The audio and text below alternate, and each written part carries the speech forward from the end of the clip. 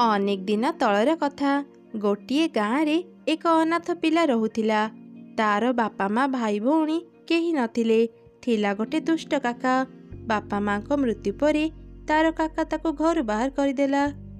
अरे शुण, एबेठु ए घर मोर, तू एठी आउ रही पारिबुनी।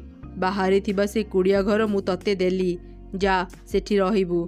भाईर पुओ बोली मु तते एतक देउची, नहले मु तते गाँरु बाहर करि देइथांती। हेले काका, ए घर मो बापांकर, मु ए घर छाड़ी जीविनी। चुप कर, बेसी कथा कहनी, नहले मु सत सतिका तते गाँरु बाहर करिदेबी। काकार एपरी कथा शुणी मोहन दुखरे भांगी पड़िला। से ता घरु चली जाई कुड़िया घरे जाई रहिला। से राति रे ता बापा माँ को मने पकई बहुत कांदिला और सोई पड़िला। राति रे से ता माँ को स्वप्न रे देखिला। मो धन रे तू कांदुचु कौन पाई? माँ, काका मते घर बाहर करिदेले, मते तो कथा भारी मने पड़ुची। मु तो सह सबु बेले अच्छी, तू चिंता करनी। दुष्ट लोक माने दिने ना दिने निश्चय शास्ति पाती। तू काली सकाळे पाख गाँ को जीवु। सेठी जणे बुढ़ी माँ अछंती, से तते जेमिति कहिबे तू ठीक सेमिति करिबु। माँ सह कथा हैला परे मोहन रो निद भांगी गला। से देखिला सकाळ हेई जाईची। से ता माँ रो कथा अनुसार पाख गाँ को गला। किछि समय खोजिला परे से बुढ़ी माँ रो घर पाईगला। मोहन से बुढ़ी माँ को ता सह जहाँ भी हेइथिला से सबु जणैला। जीए जेमिति कर्म करी से सेमिति फल पाए, तो काका भी निश्चय शास्ति पाइब। तू चिंता करनी पुओ, मु तते किछि तरभुज मंजी देउची। तू एसबु को नहीं चाष कर, तोर सबु समस्या दूर हो जिवो। एमिति कही से बुढ़ी माँ मोहन को किछि तरभुज मंजी देला। मोहन से मंजी धरी निज घर को फेरी आसिला। आउ तापरे से ता घर सामने थिबा गोटे जमी रे कष्ट करी तरभुज मंजी बुणी चाष आरंभ कला। सेपटे तार काका भी बड़ जमी रे ट्रैक्टर रे चाष कला। मोहन रो कष्ट देखि से मने मने बहुत हसुथिला। किछि दिन परे मोहन रो तरभुज गछ गुड़िक बड़ हैला आउ सेथिरे फल फलिला। मोहन रो काका भी तरभुज चाष करिथिला, हेले तार तरभुज सेते भल हेई नथिला। मोहन किछि तरभुज तोलिला और बाजार को बिक्री करबा पई गला। तरभुज नियंतु तरभुज, बड़ बड़ मिठा तरभुज, गोटे तरभुज मात्र 10 टंका।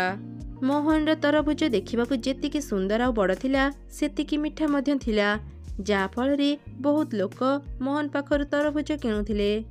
किछि समय रे ही मोहन रो सब तरभुज बिक्री हेई जाउथिला। ता पाखरे ही तार काका भी तरभुज बिक्री करुथिला, हेले मोहन रो तरभुज समस्त को बहुत भल लागुथिबारु केही भी ता काका पाखरु तरभुज किणु नथिले। एमिति 2-3 दिन चलिला। मोहन रो काका पुणी रागिगला।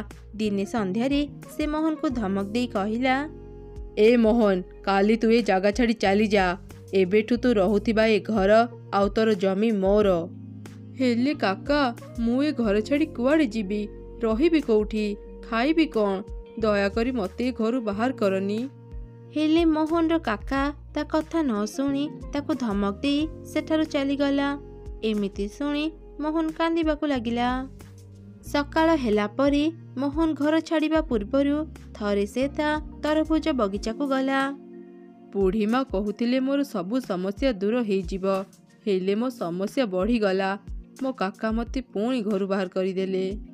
मोहन रो कथा सरू सरू गोटे तरभुज धीरे धीरे बड़ हेबाकू लागिला। देखु देखु से तरभुज बहुत बड़ हो गला। मोहन आश्चर्य हेई ए सबु देखुथिला। मते भय करनी मोहन, मो गोटे जादुई तरभुज। बुढ़ी माँ तते जो मंजी देइथिले से सबु एमिति सेमिति मंजी नथिला, से सबु जादूर मंजी थिला। तो चिंता करनी, एबे जा करिबा कथा मु करिबी। मोहन से जादुई तरभुज सह कथा हेबा समय रे तार काका सेठाको चली आसिला। कि रे, तू ए जाए जाइनु कोन पाई? अरे एते बड़ तरभुज, मु ए तरभुज को बिकिले बहुत टंका पाइबी। एते बड़ तरभुज देखि मोहन काका मन रे लोभ आसिला। से गोटे छुरी नहीं तरभुज को काटिबा समय रे हठात तरभुजटी बेलून परी आकाश रे उड़ीबाकू लागिला। आउ मोहन काका को गोड़े गोड़े पिटिबाकू लागिला। ଭୟରେ ମୋହନର କାକା ଦୌଡ଼ିବାକୁ ଲାଗିଲା। ସେ ଅଟକି ଗଲେ ତରଭୁଜ ତାକୁ ପିଟୁଥିଲା। ସେ ପୁଣି ଦୌଡ଼ିଥିଲା। ଏସବୁ ଦୃଶ୍ୟ ଦେଖି କିଛି ଗାଁ ଲୋକେ ନିଜ ନିଜ ଭିତରେ କଥା ହେଲେ, ଯିଏ ଯେମିତି କର୍ମ କରେ ସିଏ ସେମିତି ଫଳ ପାଏ। ଯାହା ବି ହେଇଛି ଏକଦମ ଠିକ ହେଇଛି। ଦୌଡ଼ି ଦୌଡ଼ି ମୋହନର କାକା ବହୁତ ଥକିଗଲା। ସେ ମୋହନ ପାଖକୁ ଯାଇ ତାକୁ କ୍ଷମା ମାଗିଲା। ତା ପଛେ ପଛେ ତରଭୁଜ ବି ସେଠାକୁ ଆସିଲା। ମୋତେ କ୍ଷମା କରିଦେ ମୋହନ, ମୋର ଭୁଲ ହେଇଯାଇଛି। ମୁଁ ତୋ ସହ ବହୁତ ଅନ୍ୟାୟ କରିଛି। ମୁଁ ତତେ କଥା ଦେଉଛି ଆଉ କେବେ ବି ମୁଁ ତୋର କିଛି କ୍ଷତି କରିବିନି। ଏ ତରଭୁଜ ପାଖରୁ ମୋତେ ବଞ୍ଚା, ନହେଲେ ତରଭୁଜ ମୋତେ ପିଟି ପିଟି ମାରିଦେବ। ଆରେ ଯାଦୁର ତରଭୁଜ, କାକାଙ୍କୁ ଆଉ ମାରନି, ସେ ତାଙ୍କ ଭୁଲ ବୁଝି ସାରିଲେଣି। ଠିକ ଅଛି ମୋହନ, ତୁ ଯେତେବେଳେ ଏକଥା କହୁଛୁ ମୁଁ ତ କାକାକୁ ଛାଡ଼ି ଦେଉଛି। ହେଲେ ଆଉ କେବେ ଯଦି ସେ ତୋର କିଛି କ୍ଷତି କରେ ମୁଁ ତାକୁ ଜମାରୁ ଛାଡ଼ିବିନି। ମୋହନର କାକା ତାକୁ ତାର ଘର ଆଉ ଜମି ଫେରେଇ ଦେଲା। ତାପରେ ସେ ଗାଁ ଛାଡ଼ି ବହୁ ଦୂରକୁ ଚାଲିଗଲା। ଏମିତି ସେ ଯାଦୁଇ ତରଭୁଜ ମୋହନର ଦେଖାଶୁଣା କରିବା ପାଇଁ ତା ପାଖରେ ରହିଲା। ମୋହନ ଯେତେବେଳେ ବି ତରଭୁଜ ବିକ୍ରି କରିବା ପାଇଁ ବଜାରକୁ ଯାଉଥିଲା, ତା ଯାଦୁଇ ତରଭୁଜ ଗୋଟେ ଗାଡ଼ି ହେଇ ଯାଉଥିଲା। ତା ଦ୍ୱାରା ମୋହନ ବହୁତ ଶୀଘ୍ର ଆଉ ସହଜରେ ତା ତରଭୁଜ ବିକ୍ରି କରିପାରୁଥିଲା। ସେ ଗରିବ ଲୋକମାନଙ୍କୁ ସାହାଯ୍ୟ ବି କରୁଥିଲା। ଏମିତି ମୋହନ ସେ ଯାଦୁର ତରଭୁଜ ଗାଡ଼ି ସହ ଖୁସିରେ ରହିଲା।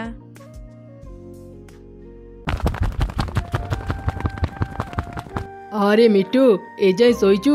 ଶୀଘ୍ର ଉଠୁ। କଣ ହେଲା କାଉ? ସକାଳୁ ସକାଳୁ ଏତେ ଚିତ୍କାର କାହିଁକି କରୁଛୁ? ତୋ ପାଖରୁ କିଛି ଚୋରି ହେଇଯାଇଛି କି? ମୋ ପାଖରୁ କିଏ କାହିଁକି ଚୋରି କରିବ?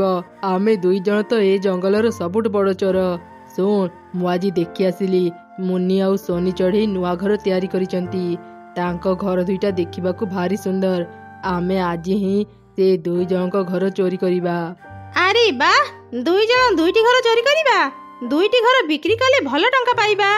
ହେଲେ ଆମେ ଦୁଇ ଜଣ ଦୁଇଟା ଘର କେମିତି ଚୋରି କରିବା? ଏତେ ଦିନ ଚୋରି କଲୁଣି, ତଥାପି ତ ମୁଣ୍ଡରେ ବୁଦ୍ଧି ନାହିଁ। ଆଚ୍ଛା ହଉ ରହ, ମୁଁ କିଛି ଉପାୟ ଚିନ୍ତା କରୁଛି। ଆରେ ମିଳିଗଲା, ମତେ ଏକ ଉପାୟ ମିଳିଗଲା। ଏମିତି ସେ କାଉ ଆଉ ମିଟୁ ଯୋଜନା ବନେଇଲେ। ତାପରେ ସେମାନେ ମୁନି ଆଉ ସୋନି ଘରକୁ ଯିବା ପାଇଁ ବାହାରିଲେ। ମିଟୁ, ତୁ ସୋନିର ଘରକୁ ଯା। ଯେମିତି କହିଥିଲି ସେମିତି କରିବୁ। ମୁଁ ଯାଉଛି ମୁନି ଘରକୁ। ଠିକ ଅଛି କାଉ, ଦୁଇ ଜଣ ଘର ଚୋରି କରିସାରିଲା ପରେ ବଜାରରେ ଦେଖା କରିବା।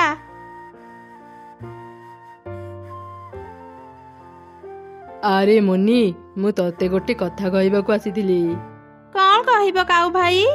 ମୁନି, ଆମ ଜଙ୍ଗଲର ଶେଷ ମୁଣ୍ଡରେ ଗୋଟେ କଦଳୀ ବଗିଚା ଅଛି। ସବୁ କଦଳୀ ଗଛରେ ଅନେକ ସାରା ମିଠା କଦଳୀ ଫଳିଛି। ମୁଁ ଯାଉଥିଲି କଦଳୀ ଆଣିବା ପାଇଁ। ରାସ୍ତାରେ ତ ଘର ଦେଖି ତତେ କହିବାକୁ ଚାଲି ଆସିଲି। ମିଟୁ ଆଉ ସୋନି ଚଢ଼େଇ କଦଳୀ ଆଣିବାକୁ ଚାଲିଗଲେଣି। ତୁ ବି ମୋ ସାଙ୍ଗରେ ଆ, ମିଠା ମିଠା କଦଳୀ ଆଣିବୁ। ସତରେ ନା କଣ କାଉ ଭାଇ? ମତେ ବି ତମ ସାଙ୍ଗରେ ନେଇଯାଅ, ମୁଁ ବି ମିଠା କଦଳୀ ଆଣିବାକୁ ଚାହୁଁଛି। ଆଚ୍ଛା ଠିକ ଅଛି, ଆସ ମୋ ସାଙ୍ଗରେ। ମୁନି, ମୁଁ ବ୍ୟାଗ ଆଣିବାକୁ ଭୁଲି ଯାଇଛି। ତୁ ଆଗ ଯା, ରାସ୍ତାରେ ମିଟୁ ଆଉ ସୋନି ଚଢ଼େଇକୁ ପାଇଯିବୁ। ମୁଁ ବ୍ୟାଗ ନେଇକି ଗଲେ ଅନେକ ସାରା କଦଳୀ ଆଣିପାରିବା। ଆଚ୍ଛା ଠିକ ଅଛି କାଉ ଭାଇ, ମୁଁ ଯାଉଛି। ଏମିତି ମିଛ କହି କାଉ ମୁନିକୁ ପଠେଇ ଶୀଘ୍ର ତା ଘରକୁ ଗଲା ଆଉ ତା ଘର ଚୋରି କରି ନେଇଗଲା। ସେପଟେ ମିଟୁ ବି ସୋନି ଚଢ଼େଇକୁ ପଠେଇ ତା ଘର ବି ଚୋରି କରି ନେଇ ଆସିଲା। ଘର ତ ଚୋରି କରିନେଲେ, ଏବେ ଚାଲ ଆର ଜଙ୍ଗଲର ବଜାରକୁ ଯିବା। ସେଇ ବଜାରରେ ଏଇ ଦୁଇଟି ଘର ବିକ୍ରି କରିବା। ଏ ଜଙ୍ଗଲରେ ଏଇ ଦୁଇ ଘର ବିକ୍ରି କଲେ ଆମେ ଧରା ପଡ଼ିଯିବା। ଏମିତି କଥା ହେଇ ସେ ଦୁଇ ଜଣ ପାଖ ଜଙ୍ଗଲକୁ ଗଲେ ଆଉ ଚୋରି କରିଥିବା ଦୁଇ ଘରକୁ ବିକ୍ରି କରିଦେଲେ। ଆଉ ସେ ଜଙ୍ଗଲକୁ ଫେରିବାନି, ନହେଲେ ବହୁତ ମାଡ଼ ଖାଇବା। ଆଜି ଆମେ ଏଇ ଜଙ୍ଗଲରେ ହିଁ ରହିଯିବା।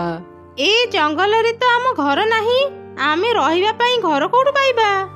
ଚାଲ ଘର ଖୋଜିବା, କୋଉଠି ନା କୋଉଠି ତ ପାଇଯିବା। କାଉ କହୁଥିଲା ଏଠି କଦଳୀ ବଗିଚା ଅଛି, ହେଲେ କାଇଁ ଏଠି ତ ଗୋଟେ ବି କଦଳୀ ଗଛ ନାହିଁ। କାଉ ମତେ ମିଛ କହି ଏତେ ହଇରାଣ କଲା, ମୁଁ ତାକୁ ଛାଡ଼ିବିନି। ମୁନି ଭଉଣୀ, ମୁଁ ସବୁ ଜାଗା ଖୋଜି ସାରିଲିଣି, ଏଠି ଗୋଟେ ବି କଦଳୀ ଗଛ ନାହିଁ। ଆମକୁ ପଠେଇ କାଉ ଆଉ ମିଟୁ ଆସିଲେନି। ସେମାନେ ଆମକୁ ବୋକା ବନେଇ ଆମର କ୍ଷତି କରିବାକୁ ଚାହୁଁଥିବେ। ଚାଲ ଚାଲ ଶୀଘ୍ର ଘରକୁ ଫେରିଯିବା। ଏଠି ମୋ ଘର ନାହିଁ, ମୁଁ ଏବେ ହିଁ ମୋ ନୂଆ ଘର ତିଆରି କରିଥିଲି। କିଏ ମୋ ଘର ଚୋରି କରି ନେଇଗଲା? ମୁନି, ମୋର ବି ଘର ନାହିଁ। ମତେ ଲାଗୁଛି ସେ କାଉ ଆଉ ମିଟୁ ଆମ ଘର ଚୋରି କରି ନେଇ ଯାଇଛନ୍ତି। ସେ ଦୁଇ ଜଣଙ୍କ ଉପରେ ବିଶ୍ୱାସ କରି ଭୁଲ ହେଇଗଲା। ତାଙ୍କର କେବେ ଭଲ ହେବନି। ସେପଟେ କାଉ ଆଉ ମିଟୁ ଘର ଖୋଜୁ ଖୋଜୁ ଗୋଟେ ଚଢ଼େଇର ଘର ଦେଖି ତା ପାଖକୁ ଗଲେ। ଆରେ ଚଢ଼େଇ, ଆଜି ରାତିଟା ଆମକୁ ତ ଘରେ ରହିବାକୁ ଦେଇପାରିବୁ? ଆମେ ଜଙ୍ଗଲରୁ ଜଙ୍ଗଲ ବୁଲି ବୁଲି ବ୍ୟବସାୟ କରୁ। 2 ଦିନ ପାଇଁ କ'ଣ ଆଉ ଘର ତିଆରି କରିବୁ? ସେଥିପାଇଁ ଜଣଙ୍କ ଘରେ ରହିଯାଉ। ଓ ଆଚ୍ଛା, ଠିକ୍ ଅଛି। ଆଜି ରାତି ତୁମେ 2 ଜଣ ମୋ ଘରେ ରହିଯାଅ। ମୁଁ ମୋ ଝିଅ ସାଙ୍ଗରେ ରୁହେ। ହେଲେ ତୁମେ 2 ଜଣ କ'ଣ ବ୍ୟବସାୟ କର?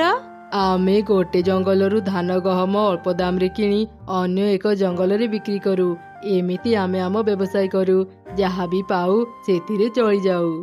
ଆରେ, ତମେ ମାନେ ତ ବହୁତ ଭଲ କାମ କର। ଆସ ଘର ଭିତରକୁ। ମା ଚଢ଼େଇ କାଉ ଆଉ ମିଟୁ ଉପରେ ଭରସା କରି ତାଙ୍କୁ ତା ଘରେ ରହିବାକୁ ଦେଲା।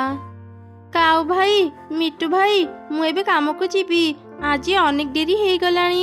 ମା କୁନି, ତୁ କାଉ ଆଉ ମିଟୁ ଅଙ୍କଲଙ୍କ ସାଙ୍ଗରେ ଥା। ଜମା ଦୁଷ୍ଟ ହେବୁନି।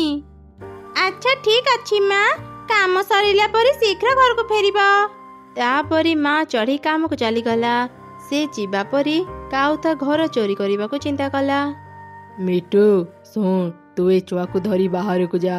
ମୁଁ ଯେତେବେଳେ ଘର ଚୋରି କରି ନେଇଯିବି ତୁ ବି ମୋ ପଛେ ପଛେ ଚାଲି ଆସିବୁ। ଆଚ୍ଛା ଠିକ୍ ଅଛି। ମା କୁନି, ଚାଲ ବାହାରକୁ ଯାଇ ଆମେ ଫୁଟବଲ ଖେଳିବା। ତୁ ଶୀଘ୍ର ତ ଫୁଟବଲ ନେଇ ଆ।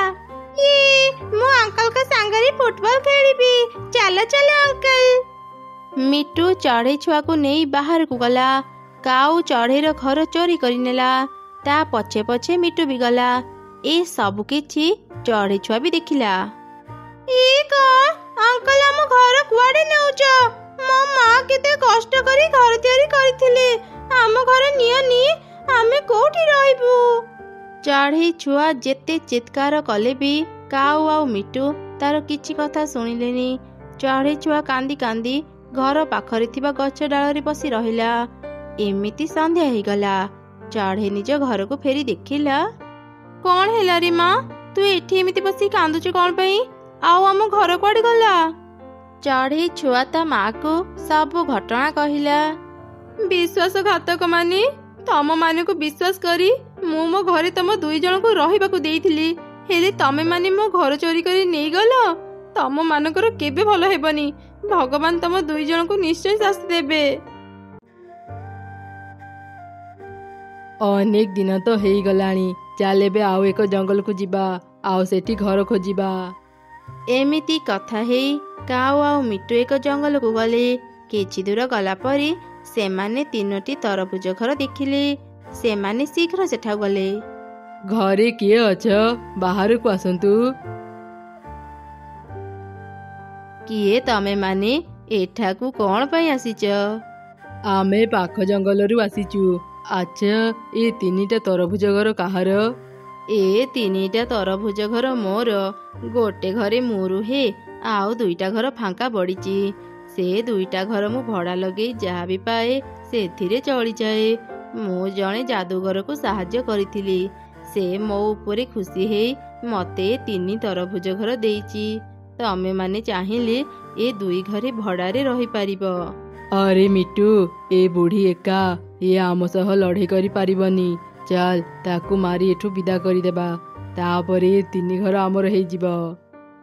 ଏମିତି ସେ 2 ଜଣ ପିଟି ପିଟି ବୁଢ଼ୀକୁ ସେଠାରୁ ବାହାର କରିଦେଲେ। ଆରେ ମିଟୁ, ଏ 3 ଘରକୁ ଆମେ ବିକ୍ରି କରିପାରିବାନି। କାରଣ ଏ 3 ଘର ଅଲଗା। ବିକ୍ରି କରିବାକୁ ଗଲେ ଆମେ ଧରା ପଡ଼ିଯିବା। ସେଥିପାଇଁ ଆମେ ଏଠି ରହିଯିବା। ମୋ ବୁଦ୍ଧି ପାଇଁ ଆମେ 3 ଘର ପାଇଛେ। ସେଥିପାଇଁ 2ଟା ତରଭୁଜ ଘର ମୋର। ମୁଁ ତତେ ଗୋଟେ ତରଭୁଜ ଘର ଦେଉଛି। ତୁ ସେଇଠି ରହ। ମୁଁ କ'ଣ ପାଇଁ ଗୋଟେ ଘର ନେବି? ମୁଁ ଯଦି ବୁଢ଼ୀ ଚଢ଼େଇକୁ ଅଧିକା ପିଟି ନଥାନ୍ତି ସେ ଏଠୁ ଯାଇ ନଥାନ୍ତା। ସେଥିପାଇଁ ମୁଁ 2ଟା ଘର ନେବି। ନା, ମୁଁ 2ଟା ଘର ନେବି। ବେଶୀ ଯୁକ୍ତି କରନି। ଏମିତି ସେ 2 ଜଣଙ୍କ ଭିତରେ ଝଗଡ଼ା ଲାଗିଗଲା। ଝଗଡ଼ା ଏତେ ବଢ଼ିଗଲା ଯେ 2 ଜଣ ଲାଠି ଧରି ମାରପିଟ ହେଲେ। ଶେଷରେ 2 ଜଣ ଆହତ ହେଇ ତଳେ ପଡ଼ିଗଲେ। ମରିଗଲି ରେ, ମରିଗଲି। ମୋ ମୁଣ୍ଡ ଫାଟିଗଲା। ମୋର ଏ ତରଭୁଜ ଘର ଦରକାର ନାହିଁ। କାଉ, ତୁ 3ଟା ଯାକ ତରଭୁଜ ଘର ନେଇଯା। ମତେ ବଞ୍ଚା। ମୋର ବି ମୁଣ୍ଡ ଫାଟି ଯାଇଛି। ମୁଁ ନିଜେ ଉଠି ପାରୁନି, ତତେ କେମିତି ବଞ୍ଚେଇବି? ମୋର ବି ଏ ଘର ଦରକାର ନାହିଁ। କିଏ ଅଛ? ଆମକୁ ବଞ୍ଚାଅ। ଏମିତି କହୁ କହୁ ହିଁ ସେ 2 ଜଣ ମରିଗଲେ। ଏସବୁ ଦୂରରୁ ବୁଢ଼ୀ ଚଢ଼େଇ ବି ଦେଖୁଥିଲା। ସେ ତା ଘର ପାଖକୁ ଆସିଲା। ଅନ୍ୟକୁ କଷ୍ଟ ଦେଇ ତମେମାନେ ଭାବୁଥିଲ ଖୁସିରେ ରହିବ, ଦେଖିଲ ଆଜି ତମମାନଙ୍କର କ'ଣ ଅବସ୍ଥା ହେଲା। ବୁଢ଼ୀ ଚଢ଼େଇ ନିଜ ତରଭୁଜ ଘରକୁ ଫେରି ପାଇ ଖୁବ୍ ଖୁସି ହେଇଗଲା ଆଉ ଶାନ୍ତିରେ ରହିଲା। ଏକ ଛୋଟ ଜଙ୍ଗଲରେ ଗୋଟେ ଚଢ଼େଇର ପରିବାର ରହୁଥିଲେ। ବାପା ଚଢ଼େଇଟି ଛୋଟ ମୋଟ କାମ କରି ଘର ଚଳାଉଥିଲା। ଗରିବ ହେଲେ ବି ସେମାନେ ବେଶ ହସ ଖୁସିରେ ରହୁଥିଲେ। ମା, ମୁଁ ଆମ ବଗିଚାରେ କିଛି ଫୁଲ ଗଛ ଲଗେଇଥିଲି। ତୁମେ କ'ଣ ସେ ଗଛ ଗୁଡ଼ିକରେ ପାଣି ଦେଉନ? ସେସବୁ ଶୁଖି ଯାଇଛି କାହିଁକି? ଆରେ ଝିଅ, ମୁଁ ସବୁଦିନ ତ ଫୁଲ ଗଛରେ ପାଣି ଦେଉଛି। ମୁଁ ବି ଜାଣିପାରୁନି ସେ ଗଛ ଗୁଡ଼ିକ ହଠାତ୍ ଶୁଖିଗଲା କାହିଁକି। ମା, ତୁମେ ବୋଧେ କମ୍ ପାଣି ଦେଉଛ ଗଛରେ, ସେଥିପାଇଁ ଶୁଖି ଯାଉଛି। ମୁଁ ଯାଉଛି, ଏବେ ହିଁ ମୋ ଗଛରେ ବହୁତ ସାରା ପାଣି ଦେବି। ଏମିତି କହି ଚଢ଼େଇ ଛୁଆଟି ତା ଫୁଲ ଗଛରେ ପାଣି ଦେଲା। ଚଢ଼େଇର ଘର ପାଖରେ ହିଁ ଏକ କାଉ ଆଉ ତାର ସ୍ତ୍ରୀ ରହୁଥିଲେ। କାଉ ଥିଲା ଚଢ଼େଇର ସମ୍ପର୍କୀୟ ଛୋଟ ଭାଇ।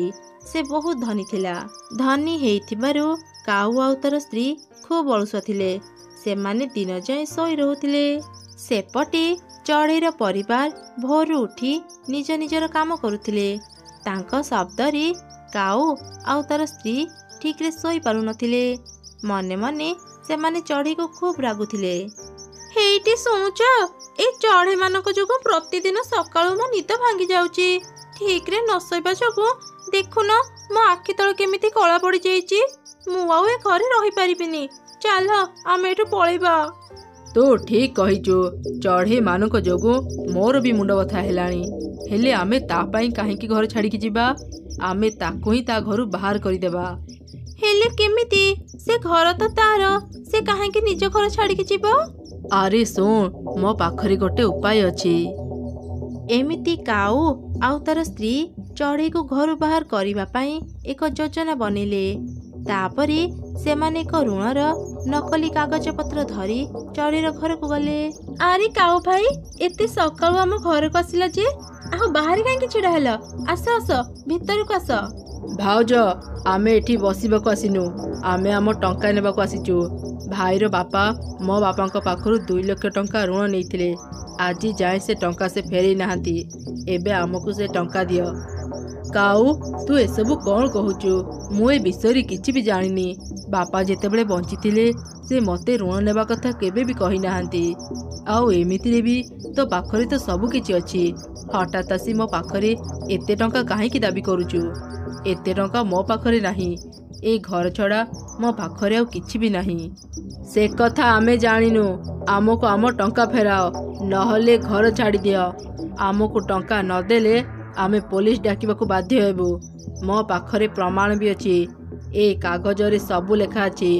ଏବେ ତୁମେମାନେ ଚିନ୍ତା କର, ତୁମେମାନେ କ'ଣ କରିବ? କାଉର ଏପରି ଧମକ ଶୁଣି ଚଢ଼େଇ ଆଉ ତାର ପରିବାର ଖୁବ୍ ଡରିଗଲେ। ସେମାନେ ତାଙ୍କ ଘର ଛାଡ଼ି ଚାଲିଗଲେ। କିଛି ଦୂର ଗଲା ପରେ ସେମାନେ ବହୁତ ଥକିଗଲେ।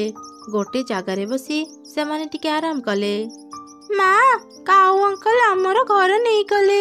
ଏବେ ଆମେ କୁଆଡ଼େ ଯିବା? ଜାଣିନି ରେ, ଆମେ କୁଆଡ଼େ ଯିବା? ମୁଁ କିଛି ବୁଝିପାରୁନି। ଭାରି ଭୋକ ବି ଲାଗିଲାଣି। ଆରେ ଶୁଣୁଛ, କେତେବେଳୁ ଆମେ ଘୁରି ବୁଲୁଛେ। କୋଉଠିକି ଯିବା ତ କୁହ? ତମମାନଙ୍କ ଛଡ଼ା ଏ ଜଙ୍ଗଲରେ ମୋର ଆଉ କେହି ନିଜର ନାହାନ୍ତି। କିଛି ସମୟ ଏଠି ରହିଯାଅ। ରାତି ହେବା ପୂର୍ବରୁ ମୁଁ ଏକ ଆଶ୍ରୟ ଖୋଜି ନେବି। ମା, ତୁମକୁ ଭୋକ ଲାଗିଲାଣି? ମୋ ପାଖରେ କିଛି ଟଙ୍କା ଅଛି। ତୁମେ ଟିକେ ଅପେକ୍ଷା କର, ମୁଁ ଏବେ ହିଁ କିଛି ଖାଇବା ନେଇ ଆସୁଛି। ଏମିତି କହି ଚଢ଼େଇ ଛୁଆ ଖାଇବା ଦୋକାନ ଖୋଜିବାକୁ ଚାଲିଗଲା। କିଛି ଦୂର ଗଲା ପରେ ସେ ଏକ ଦୋକାନ ଦେଖିଲା।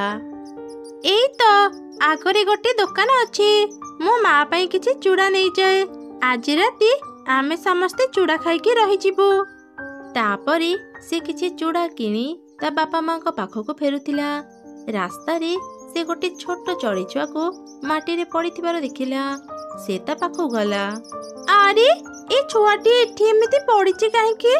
ଉପରେ ଗୋଟେ ବସା ଅଛି। ତା ମାନେ ଏ ଛୁଆଟି ସେ ବସାରୁ ଖସି ପଡ଼ିଥିବ। ହେଲେ ତାର ବାପା ମା କୁଆଡ଼େ ଗଲେ? ନିଶ୍ଚୟ ସେମାନେ ଖାଇବା ଆଣିବାକୁ ଯାଇଥିବେ। ମୁଁ ଏ ଛୁଆକୁ ନେଇ ତା ବସାରେ ରଖିଦିଏ। ଏମିତି କହି ସେ ତା ଖାଇବା ଥଳିକୁ ତଳେ ରଖି ସେ ଛୁଆକୁ ତା ପିଠିରେ ବସେଇ ବସାକୁ ନେଇଗଲା। ସେତେବେଳେ ସେ ରାସ୍ତାରେ ଗୋଟେ ଭୋକିଲା ବୁଢ଼ୀ ବତକ ଯାଉଥିଲା। ସେ ଚୁଡ଼ା ଥଳିକୁ ରାସ୍ତାରେ ଦେଖି ସେ ସବୁ ଚୁଡ଼ା ଖାଇଦେଲା। ଠିକ୍ ସେହି ସମୟରେ ଚଢ଼େଇ ଛୁଆ ବି ଫେରି ଆସିଲା। ଏସବୁ ଦେଖି ତ ଚଢ଼େଇ ଛୁଆ ଖୁବ୍ ରାଗିଗଲା। ଏ କ'ଣ ବୁଢ଼ୀ ମା, ଆପଣ ତ ମୋର ସବୁ ଖାଇବା ଖାଇଦେଲେ।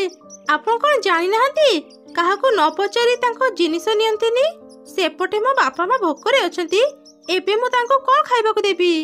ମତେ କ୍ଷମା କରିଦେ ଝିଅ, ମୁଁ ତତେ କିଛି ନ ପଚାରି ତ ଖାଇବା ଖାଇଦେଲି। ମୁଁ 2 ଦିନ ହେଲାଣି କିଛି ଖାଇନଥିଲି। ରାସ୍ତାରେ ଖାଇବା ଦେଖି ମୁଁ ଖାଇଦେଲି। ଅନୁମତି ନେବା କଥା ମୁଁ ଭାବି ପାରିଲିନି। ବୁଢ଼ୀ ବତକର ଏପରି କଥା ଶୁଣି ଚଢ଼େଇ ଛୁଆକୁ ଭାରି କଷ୍ଟ ହେଲା। ଆରେ ନା ନା ବୁଢ଼ୀ ମା, ଏମିତି କୁହନ୍ତୁନି।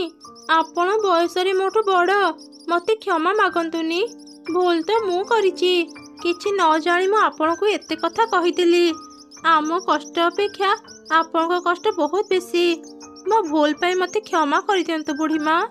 ଚଢ଼େଇ ଛୁଆ ବୁଢ଼ୀ ବତକକୁ ବାରମ୍ବାର କ୍ଷମା ମାଗୁଥିଲା। ସେ ସେଠାରୁ ଆସି ତା ବାପା ମାଙ୍କୁ ସବୁ ଘଟଣା ଜଣାଇଲା। ତୁ ଏକଦମ ଠିକ୍ କରିଛୁ ରେ ମା। ଅସହାୟ ଦୁଃଖୀମାନଙ୍କୁ ସାହାଯ୍ୟ କରିବା ବହୁତ ଭଲ। ତାପରେ ସେ 3 ଜଣ ଆଗକୁ ଚାଲିଲେ। କିଛି ଦୂର ଗଲା ପରେ ସେମାନେ ଗୋଟେ ଗୁମ୍ଫା ଦେଖିଲେ। ସେଇ ଗୁମ୍ଫାରେ ଚଢ଼େଇର ପରିବାର ରହିଲେ। ସେମାନେ ବହୁତ କଷ୍ଟରେ ନିଜ ଜୀବନ ବିତାଉଥିଲେ। ଏହିପରି ବେଶ କିଛି ଦିନ ବିତିଗଲା। ଖରା ଦିନ ହେବାରୁ ଜଙ୍ଗଲର ସବୁ ନଦୀନାଳ ଶୁଖିଗଲା। ପାଣି ନ ପାଇ ଗଛ ଗୁଡ଼ିକ ଝାଉଁଳି ପଡ଼ିଲା।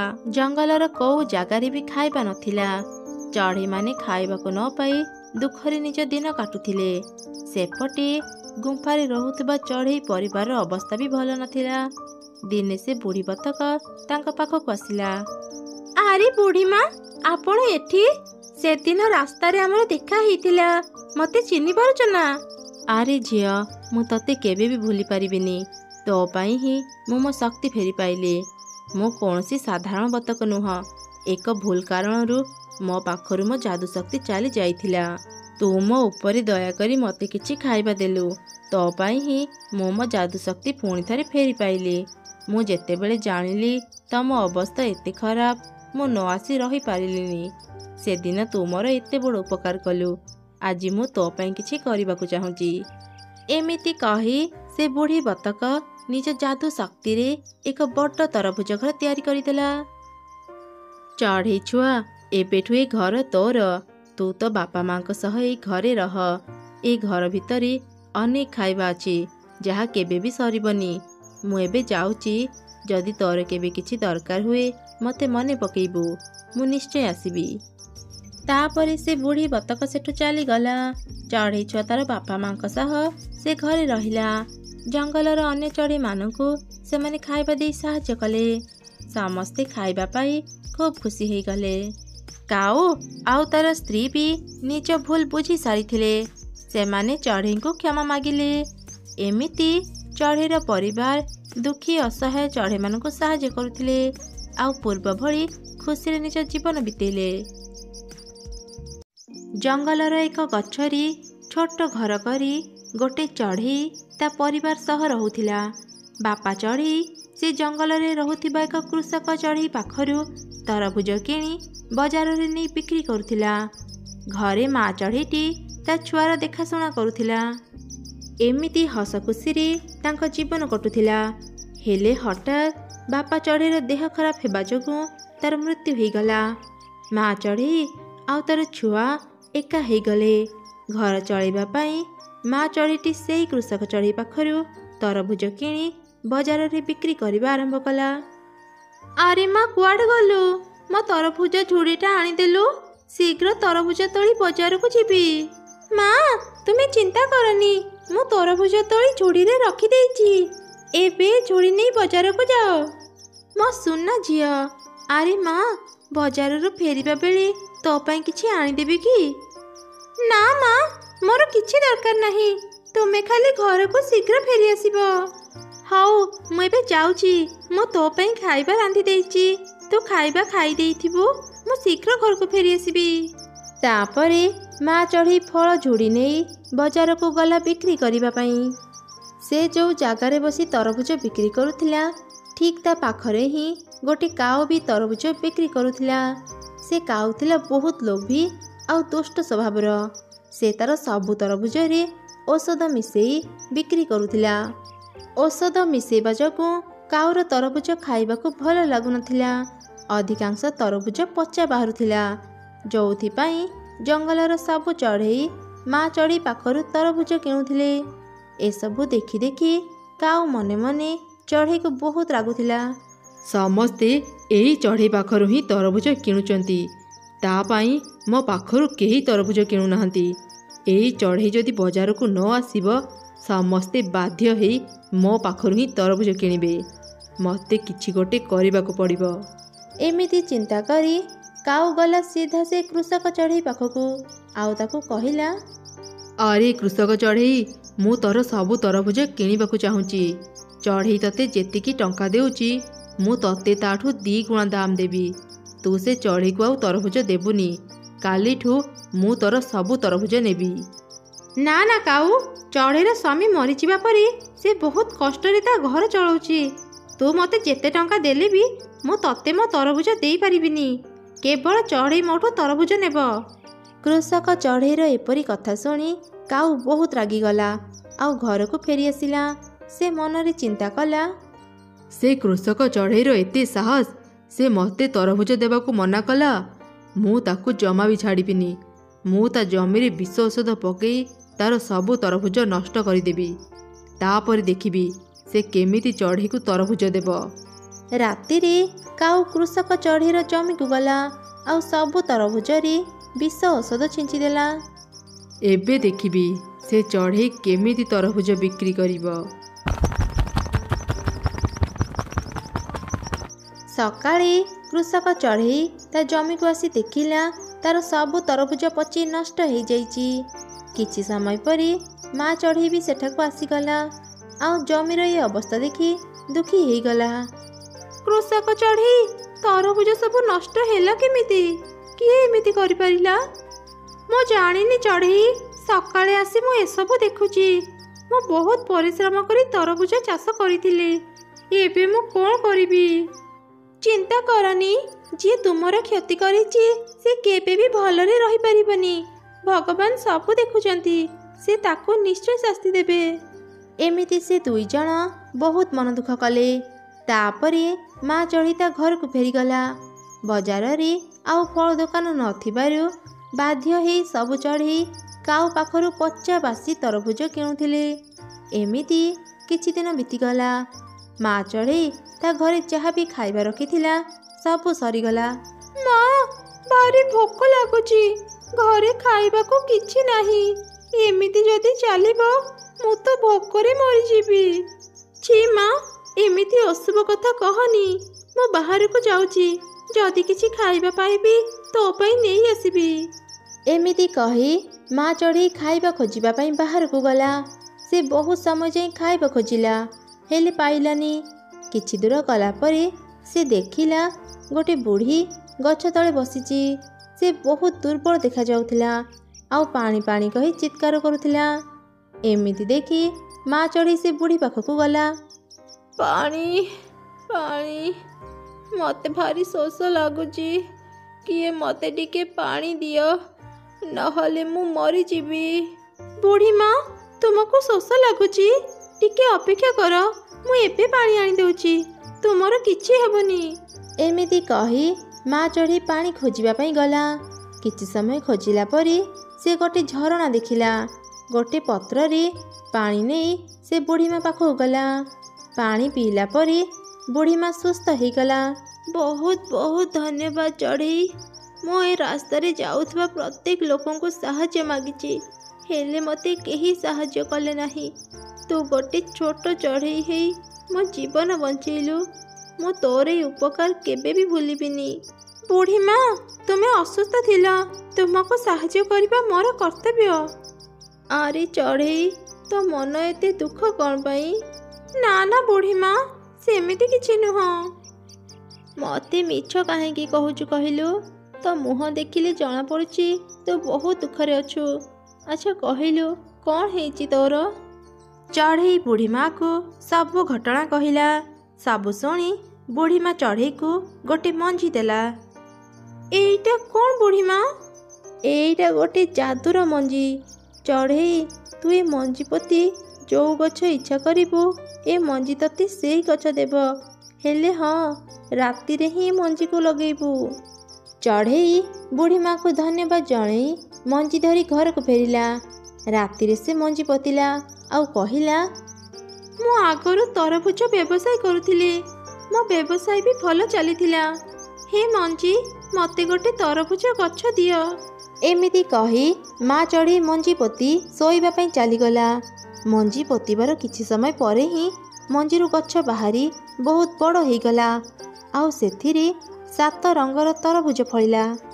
ଯେମିତିକି ଲାଲ, ନୀଳ, ସବୁଜ, ହଳଦିଆ ଏମିତି ନାନା ରଙ୍ଗର ତରଭୁଜ ସେ ଗଛରେ ଫଳିଥିଲା।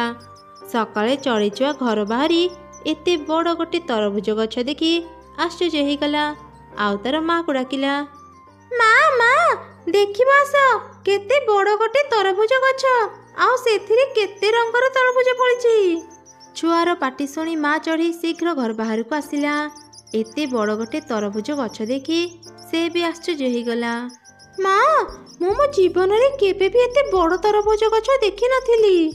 ଆରେ ମା, ତୁ କେମିତି ଦେଖିବୁ? ମୁଁ ତ ମୋ ଜୀବନରେ ଏତେ ବଡ଼ ତରଭୁଜ ଗଛ ଦେଖିନଥିଲି। ଏସବୁ ହେଲା କେମିତି? ବୁଢ଼ୀମା ସତ କହୁଥିଲେ, ଏଇଟା ସତରେ ଯାଦୁର ମଞ୍ଜି। ଯାହା ବି ହେଇଛି ବହୁତ ଭଲ ହେଇଛି ମା। ଏବେ ତୁମେ ପୁଣି ଥରେ ବଜାରରେ ତରଭୁଜ ବିକ୍ରି କରିପାରିବ। ଆମର ଆଉ କିଛି ଅଭାବ ରହିବନି। ମା, ତରଭୁଜ ସବୁ ଦେଖିବାକୁ ବହୁତ ସୁନ୍ଦର ହେଇଛି। ମୋତେ ଗୋଟେ ଖାଇବାକୁ ଦିଅ ନା। ମା ଚଢ଼େଇଟି ଗୋଟେ ତରଭୁଜ ତୋଳି ତା ଛୁଆକୁ ଖାଇବା ପାଇଁ ଦେଲା। ତରଭୁଜର ସ୍ୱାଦ ବହୁତ ଭଲ ହେଇଥିଲା। ଚଢ଼େଇ ଛୁଆ ବି ସେ ମିଠା ତରଭୁଜ ଖାଇ ଖୁବ୍ ଖୁସି ହେଇଗଲା। ତାପରେ ମା ଚଢ଼େଇ କିଛି ତରଭୁଜ ତୋଳି ବଜାରକୁ ନେଲା ବିକ୍ରି କରିବା ପାଇଁ।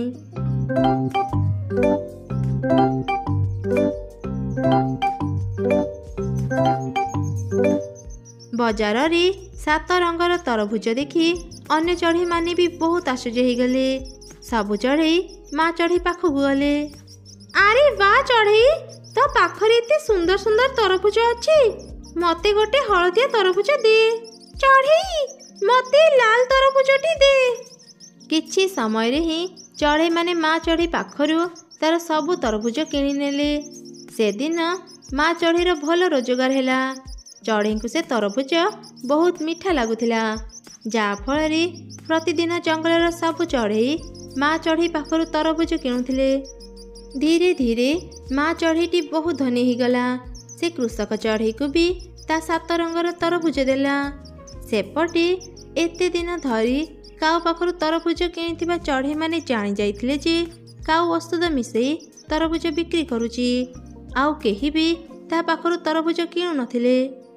କାଉ ଯେତେ କମ୍ ଦାମରେ ତରଭୁଜ ବିକିଲେ ବି କେହି ତା ପାଖରୁ ତରଭୁଜ କିଣିଲେନି। ଧୀରେ ଧୀରେ କାଉର ସବୁ ତରଭୁଜ ପଚି ନଷ୍ଟ ହେଇଗଲା। ତା ବଗିଚାର ଅବସ୍ଥା ଦେଖି ସେ ବହୁତ ମନ ଦୁଃଖ କଲା ଆଉ ନିଜର ଭୁଲ ବୁଝିପାରିଲା। ମୁଁ ଲୋଭରେ ପଡ଼ି ମୋ ତରଭୁଜରେ ଔଷଧ ମିଶାଉଥିଲି। ଚଢ଼େଇର ବି କେତେ କ୍ଷତି କରିଛି। ଆଜି ମୋତେ ତାର ଶାସ୍ତି ମିଳୁଛି। ସେପଟେ ମା ଚଢ଼େଇର ତରଭୁଜ ସମସ୍ତେ ବହୁତ ପସନ୍ଦ କରୁଥିଲେ। ଦୂର ଦୂର ଜଙ୍ଗଲରୁ ଚଢ଼େଇ ଆସି ମା ଚଢ଼େଇ ପାଖରୁ ତରଭୁଜ କିଣି ନେଉଥିଲେ। ଏମିତି ପୁଣି ଥରେ ମା ଚଢ଼େଇ ତା ଛୁଆ ସାଙ୍ଗରେ ଖୁସିରେ ରହିଲା। ଏକ ଘଞ୍ଚ ଜଙ୍ଗଲରେ ଗୋଟେ ମା ଚଢ଼େଇ ତା ଝିଅ ମିନି ସାଙ୍ଗରେ ରହୁଥିଲା। ମିନି ଚଢ଼େଇ ତରଭୁଜ ଖାଇବାକୁ ବହୁତ ଭଲ ପାଉଥିଲା। ଏମିତିକି ସେ ତରଭୁଜ ବିନା ଗୋଟେ ଦିନ ବି ରହିପାରୁନଥିଲା। ହେଲେ ମା ଚଢ଼େଇଟି ପ୍ରତ୍ୟେକ ଦିନ ମିନି ପାଇଁ ତରଭୁଜ କିଣି ପାରୁନଥିଲା, କାରଣ ସେ ବଜାରରେ ଫୁଲ ବିକ୍ରି କରୁଥିଲା। ଯାହା ବି ପାଉଥିଲା ସେ ବହୁତ କଷ୍ଟରେ ତାର ଆଉ ତା ଝିଅ ମିନିର ଖାଇବା ଯୋଗାଡ଼ କରୁଥିଲା। ଗୋଟେ ଦିନ ମିନି ଚଢ଼େଇ ଜଙ୍ଗଲ ସାରା ତରଭୁଜ ଖୋଜିଲା, ହେଲେ ସେଦିନ ସେ କୋଉଠି ବି ତରଭୁଜ ପାଇଲାନି। ମୁଁ ତରଭୁଜ ଖାଇବି, ମୁଁ ତରଭୁଜ ଖାଇବି। ଆଜି ମୁଁ କାହା ପାଖରେ ବି ତରଭୁଜ ପାଇଲିନି। ବଜାରରେ ତରଭୁଜର ଦାମ ବହୁତ ବେଶୀ। ଏତେ ଟଙ୍କା ତ ମୋ ପାଖରେ ନାହିଁ। ଆଜି କାହିଁକି କେଜାଣି ମୋତେ ତରଭୁଜ ଖାଇବାକୁ ଭାରି ଇଚ୍ଛା ହେଉଛି। ଏବେ ମୁଁ ତରଭୁଜ କୋଉଠି ପାଇବି? ସେ ଏମିତି କହୁଥିବା ସମୟରେ ହଠାତ୍ ତାର ନଜର ଏକ ଚଢ଼େଇ ଉପରେ ପଡ଼ିଲା। ସେଇ ରାସ୍ତାରେ ଗୋଟେ ଚଢ଼େଇ ଏକ ତରଭୁଜ ଧରି ନିଜ ଘରକୁ ଯାଉଥିଲା। ଆରେ ଏଇ ତ ତରଭୁଜ। ହେଲେ ମୁଁ ଏ ଚଢ଼େଇକୁ ତରଭୁଜ ମାଗିଲେ ସେ ତ ମୋତେ ମାଗଣାରେ ତରଭୁଜ ଦେବନି। ତାହେଲେ ମୁଁ ଏବେ କ'ଣ କରିବି? ଏମିତି ମିନି ଚଢ଼େଇ ଏକ ଉପାୟ ଚିନ୍ତା କଲା। ଆଉ ଗୋଟେ ଗଛ ପଛପଟେ ଲୁଚି ଭୂତମାନଙ୍କ ପରି ଭୟଙ୍କର ସ୍ୱରରେ କହିଲା, ହେ ଚଢ଼େଇ, କୁଆଡ଼େ ଯାଉଛୁ? ରହିଯା, ତ ତରଭୁଜ ମୋତେ ଦେ। ମୁଁ ତ ତରଭୁଜ ଖାଇବି, ନହେଲେ ମୁଁ ତତେ ଖାଇଦେବି। କିଏ କିଏ କଥା କହୁଛ? ଏଠି ତ କେହି ବି ଦେଖାଯାଉନାହାନ୍ତି। ମୁଁ ଏ ତରଭୁଜ କାହାକୁ ବି ଦେବିନି। ତରଭୁଜ ଦେବୁନି ତ? ତୁ ଜାଣିନୁ ମୁଁ କିଏ? ମୁଁ ହେଲି ତରଭୁଜ ଖିଆ ଭୁତୁଣି। ଭଲରେ ଭଲରେ ମୋତେ ତରଭୁଜ ଦେଇଦେ, ନହେଲେ ମୁଁ ତତେ ତରଭୁଜ ସହ ଖାଇଦେବି। ଭୁତୁଣି? ନା ନା, ମୋ ପାଖକୁ ଆସନି। ଏଇ ନେ ତରଭୁଜ, ମୋତେ ଛାଡ଼ିଦେ। ଏମିତି କହି ସେ ଚଢ଼େଇ ତରଭୁଜକୁ ତଳେ ପକେଇ ଦୌଡ଼ିକି ସେଠାରୁ ଚାଲିଗଲା। ମିନି ଚଢ଼େଇ ହସି ହସି ଗଛ ପଛପଟୁ ବାହାରି ଆସିଲା। ମିଳିଗଲା, ଆଜି ମୋତେ ତରଭୁଜ ମିଳିଗଲା। ଏବେ ମୁଁ ପେଟ ପୁରାଇ ତରଭୁଜ ଖାଇପାରିବି। ତାପରେ ମିନି ଚଢ଼େଇ ସେଇ ରାସ୍ତାରେ ବସି ତରଭୁଜ ଖାଇଲା। ପେଟ ପୁରା ତରଭୁଜ ଖାଇ ସେ ଘରକୁ ଗଲା।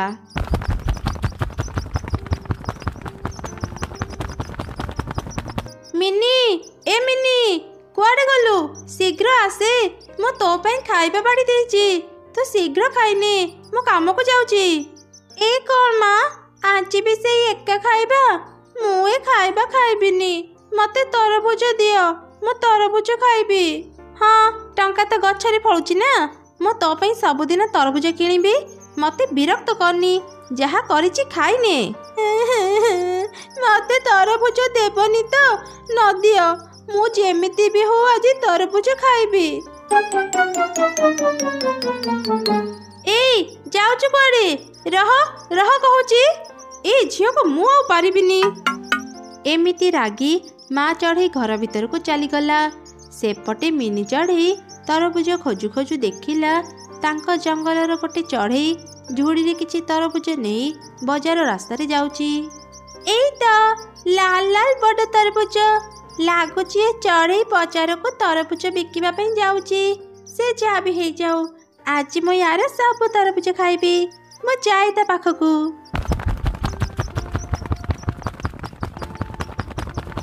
ଦିଦି, ତୁମେ ବୋଧେ ତରଭୁଜ ଝୁଡ଼ି ଧରି ବଜାରକୁ ଯାଉଛ? ତୁମେ କ'ଣ ଜାଣିନ ଆଜି ବଜାରରେ ମେଳା ବସିଛି? ବହୁତ ଲୋକ ଆଜି ବଜାରକୁ ଆସିବେ। ଏତେ ଅଳ୍ପ ତରଭୁଜ ଧରି ସେଠାକୁ କାହିଁକି ଯାଉଛ?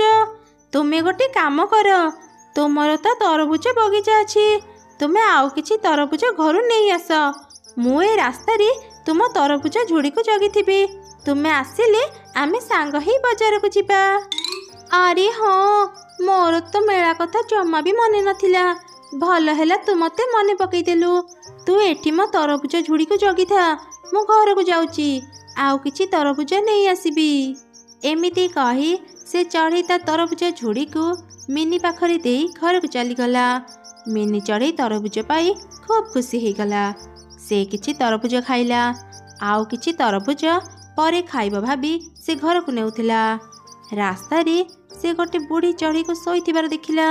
ସେ ବୁଢ଼ୀ ଚଢ଼େଇ ପାଖକୁ ଗଲା ଆଉ ତାକୁ କହିଲା, ଆରେ ବୁଢ଼ୀ ମା, ଏଠି ଏମିତି ଶୋଇଛ ଯେ, ତୁମ ଦେହ ଭଲ ନାହିଁ କି? ନାଇଁ ରେ ମା, 3 ଦିନ ହେଲାଣି ମୁଁ କିଛି ଖାଇନି। ଆଜି ଖାଇବା ଖୋଜିବା ପାଇଁ ବାହାରିଥିଲି, ଥକି ଯାଇ ଏଠି ଟିକେ ଶୋଇ ପଡ଼ିଛି। ବୁଢ଼ୀ ମା, ମୋ ପାଖରେ କିଛି ତରଭୁଜ ଅଛି, ଏଇ ନିଅ, ତୁମେ ପେଟ ପୁରାଇ ଖାଇବା ଖାଇନିଅ। ମିନି ଚଢ଼େଇ ଅନ୍ୟମାନଙ୍କୁ ଠକି ତାଙ୍କ ପାଖରୁ ତରଭୁଜ ଖାଇଲେ ବି ତା ମନ ଥିଲା ବହୁତ ସଫା। ବିପଦ ସମୟରେ ସେ ସମସ୍ତଙ୍କୁ ସାହାଯ୍ୟ କରୁଥିଲା।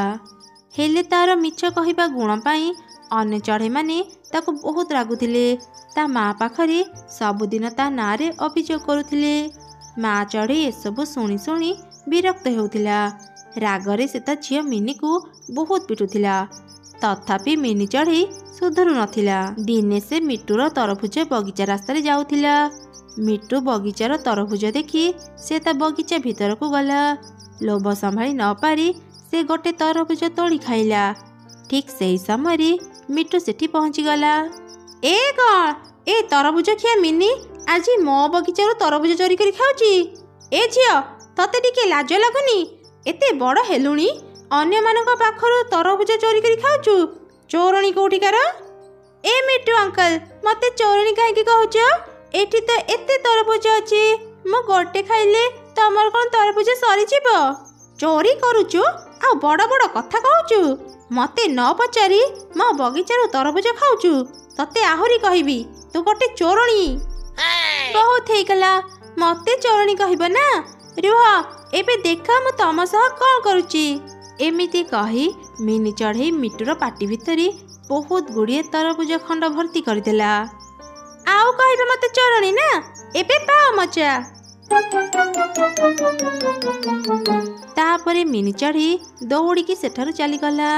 मिट्टू ता माँ पाखु गला आउ ताकु सब घटना कहला। झियो को तरभुज किणी देई पारुन बोली ताकु चोरी करिबा सिखेइछ? से आज मो जमीरु तरभुज चोरी करी खाइची। ता पई हमर केते क्षति होउची। झियो को जदी संभाली पारुन ताकु घरे बंदी करी रख। ए कोन कहउचंती? मु काहे कि ताकु चोरी करिबा को कहिबी? आज आसु सिए पिटी पिटी ता गोड़ भांगी देबी। जहा करूच कर, हेले आ दिने जदी तुम झियो को मो बगीचार आखपाखरे देखिबी तम माँ झियो को ए जंगलरु बाहर करी देबी। एमिति कही मिट्टू चलीगला। माँ चढ़ेई गोटे लाठी धरी ता झियो को अपेक्षा कला। जेमिति मिनी घर को फेरिला ता माँ ताको बहुत पिटिला। बदमाश झियो केते थर तते कहिबी काहाकू भी ठकी ता जिनिस नेबुनी। आज तू मिट्टू जमीरु तरभुज चोरी करी खाइछु। तू एबे चोरी करिबा भी सिखि गलुनी। तो पे आज से मिट्टू मोर केते अपमान कला। केबे बुझिबु तू ए कथा? ए सब कही कही ता माँ ताको बहुत पिटुथिला। माठू माड़ खाइला परे मन दुखरे मिनी चढ़ेई एक गछ मूले जाई बसी सेठी बहुत कांदिला। सेही समय से बुढ़ी चढ़ेई ता पाखକୁ आसिला आउ ताकू कहिला, आरे झियो तू एठी बसी कांदुचु कौन पाई? किए तते मारिची कि? मिनी चढ़ेई कांदी कांदी बुढ़ी चढ़ेई को सब कथा कहिला।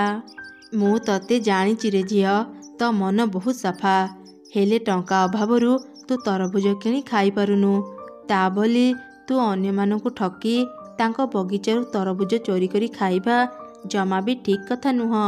सेमिति जदि तू करिबु प्रत्येक दिन अन्य मानक पाखरु गाली शुणिबु तो माँ पाखरु माड़ भी खाइबु।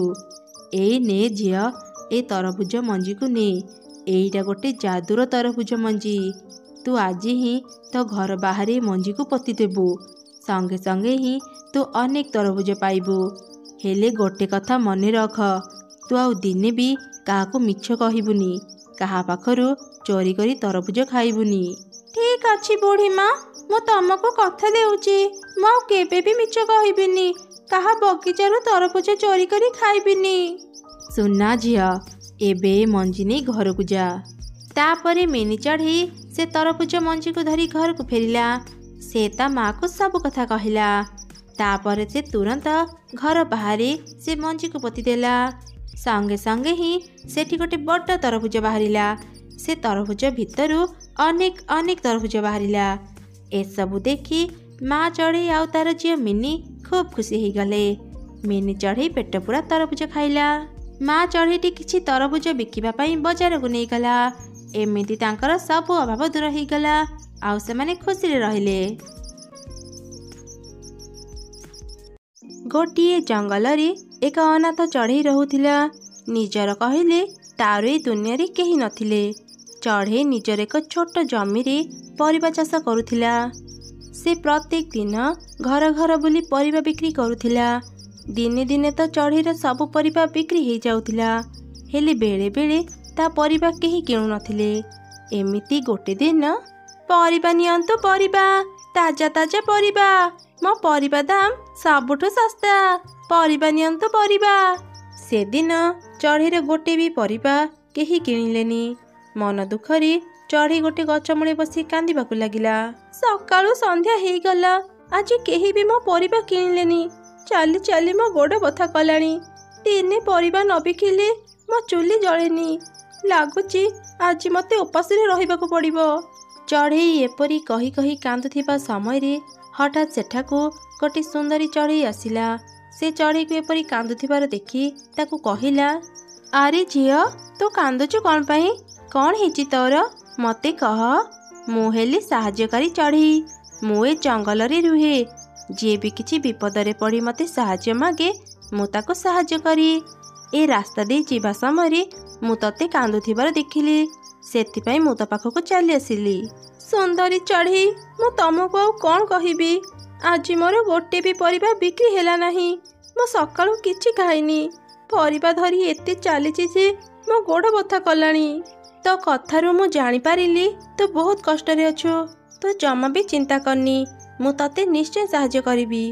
ରହ, ମୁଁ ଦେଖୁଛି ମୁଁ କ'ଣ କରିପାରିବି। ଏମିତି କହି ସୁନ୍ଦରୀ ଚଢ଼େଇ ଆଖି ବନ୍ଦ କଲା। କିଛି ସମୟ ପରେ ସେ ଆଖି ଖୋଲି ଚଢ଼େଇକୁ କହିଲା, ଚଢ଼େଇ, ତୋ ଘର ବାହାରେ ଯେଉଁ କୂଅ ଅଛି, ମୁଁ ମୋ ଶକ୍ତିରେ ସେ କୂଅ ପାଣିକୁ ସୁନାର ପାଣି କରିଦେଇଛି। ତୁ ସେ ପାଣି ଯେଉଁ ଜିନିଷ ଉପରେ ଢାଳିବୁ, ସେ ଜିନିଷ ସୁନାର ହେଇଯିବ। ହେଲେ ହଁ, କେବେ ବି ବେଶୀ ଲୋଭ କରିବୁନି, ନହେଲେ ସବୁ ଓଲଟା ହେଇଯିବ। ତାପରେ ସେ ଚଢ଼େଇର ଗୋଡ଼ରେ ତା ଯାଦୁର ଲାଠିକୁ ରଖିଦେଲା, ଯାହାଦ୍ୱାରା ଚଢ଼େଇର ଗୋଡ଼ର ବଥା ଦୂର ହେଇଗଲା। ତାପରେ ସେ ସୁନ୍ଦର ଚଢ଼େଇ ସେଠାରୁ ଚାଲିଗଲା। ଚଢ଼େଇ ବି ନିଜ ପରିବା ଧରି ଘରକୁ ଫେରିଲା। ସେ ତା କୂଅ ପାଖକୁ ଗଲା ଆଉ ମନରେ ଚିନ୍ତା କଲା, ସେ ସୁନ୍ଦର ଚଢ଼େଇ କହୁଥିଲେ ମୁଁ ମୋ କୂଅର ପାଣି ଯେଉଁ ଜିନିଷରେ ଢାଳିବି ତାହା ସୁନା ହେଇଯିବ। ମୁଁ ଥରେ ପରୀକ୍ଷା କରିକି ଦେଖେ ଏକଥା ସତ କି ମିଛ। ଏମିତି ଚିନ୍ତା କରି ଚଢ଼େଇ କୂଅରୁ ପାଣି କାଢ଼ିଲା ଆଉ ତାପରେ ସେ ପରିବାରେ ଢାଳିଦେଲା। ସଙ୍ଗେ ସଙ୍ଗେ ତା ପରିବା ସୁନା ହେଇଗଲା। ଚଢ଼େଇ ଏସବୁ ଦେଖି ଆଶ୍ଚର୍ଯ୍ୟ ହେଇଗଲା। ଏ କ'ଣ, ମୋ କୂଅର ପାଣି ଢାଳିବା ସଙ୍ଗେ ସଙ୍ଗେ ମୋ ପରିବା ସୁନାର ହେଇଗଲା। ସୁନ୍ଦରୀ ଚଢ଼େଇ ଠିକ୍ କହୁଥିଲେ, ଏବେ ମୋର ସବୁ ଅଭାବ ଦୂର ହେଇଯିବ। ଏମିତି କହି ଚଢ଼େଇ ତା ସୁନା ପରିବା ଧରି ସୁନାର ଦୋକାନକୁ ଗଲା ଆଉ ସେ ସୁନା ବିକ୍ରି କରି ବହୁତ ଟଙ୍କା ପାଇଲା। ଧୀରେ ଧୀରେ ସେ ବହୁତ ଧନୀ ହେଇଗଲା। ନିଜ ଛୋଟ ଘର ଜାଗାରେ ଚଢ଼େଇ ଏକ ବଡ଼ ଆଉ ସୁନ୍ଦର ଘର ତିଆରି କଲା। ତା ଘର ପାଖରେ ଏକ କାଉ ରହୁଥିଲା। ସେ ଥିଲା ବହୁତ ଲୋଭୀ ଆଉ ସ୍ୱାର୍ଥପର। ହଠାତ୍ ଚଢ଼େଇର ଏପରି ଉନ୍ନତି ହେବା ଦେଖି ସେ ମନେ ମନେ ତାକୁ ଖୁବ୍ ଈର୍ଷା କଲା।